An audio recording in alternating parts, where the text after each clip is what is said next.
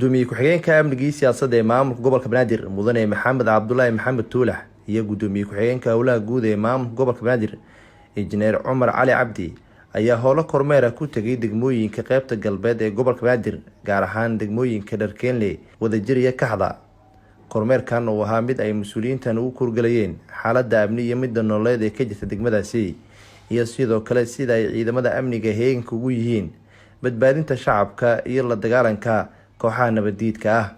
kormeerkan oo intiisa badan ahaa mid socda ayaa mas'uuliyiinta waxa ay ku lugeynayeen wadooyinka iyo xaafadaha degmooyinka Dharkeenle iyo Kaxda si ay u qiimeeyaan xaaladda degmooyinkaasi, waxaana inta ay socodka ku jireen bogaadinayeen ciidamada ammaanka iyo maamulada degmooyinka in ay si hufan ugu khidmeeyaan shacabka ay mas'uulka u yihiin isla markaana ay la dagaalamaan kooxaha burcadka ah ee dhaca u geysanaya shacabka hantidooda.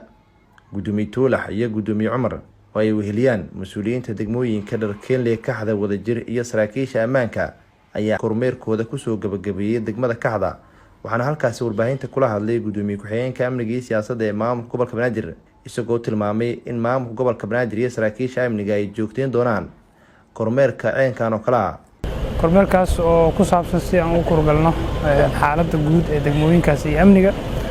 waxaan soo marnay Wadajir oo iyadu ay ka socoto howlo baaris guryaha oo guri loo baarayo waxa ka tirsan degmadaas si loo hubiyo amniga degmadaas, iyo socod aan ka soo bilownay saldhigga degmada Dharkeenle ama saldhig galbeed oo ku nimid degmada Kaxda.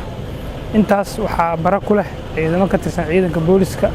waxaan ku hubinaynay ciidankaas sida ay ugu howlgalayeen qaybaha kala duwan ee degmooyinkaas u dhaxeeya ama Dharkeenle ha noqoto ama ha noqoto Kaxda, runtii iyo inaan hubino wada shaqaynta shacabka iyo ciidanka ee degmooyinka jooga iyo bandowga laftirkiisa oo rabno inaan ku hubino in uusan carqalad ku ahayn nolosha dadka.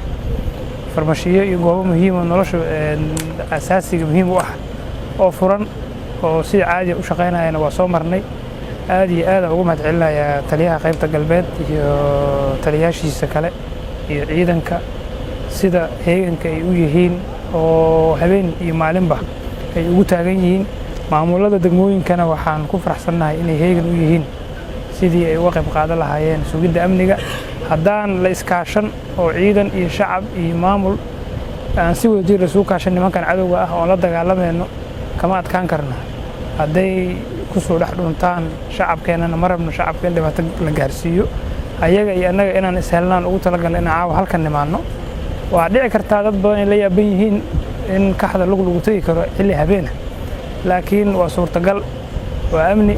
intaan soo aragnay waxaan aragnay la qabtay hal qof oo shacab oo qori haysta oo aan askari ahayn sida taliyaha uu noo sheegay hadda, oo asagoo ku soo dhex dhacay. waxaa dhici karta inuu dadka mobeelada iyo tuugska ahaa dadka uu ku dhacayo goobaha, laakiin si guud socodkeenna wuxuu faa'iido u leeyahay in ciidamaduna ay dareemaan in kormeer lagu hayo, shacabkuna ay ogaadaan in madaxdoodii iyo ciidankii iyo saraakiishii degmada ay heegan yihiin. Nuur Saciid Taaliil, warbaahinta qaranka Soomaaliyeed, magaalada Muqdisho.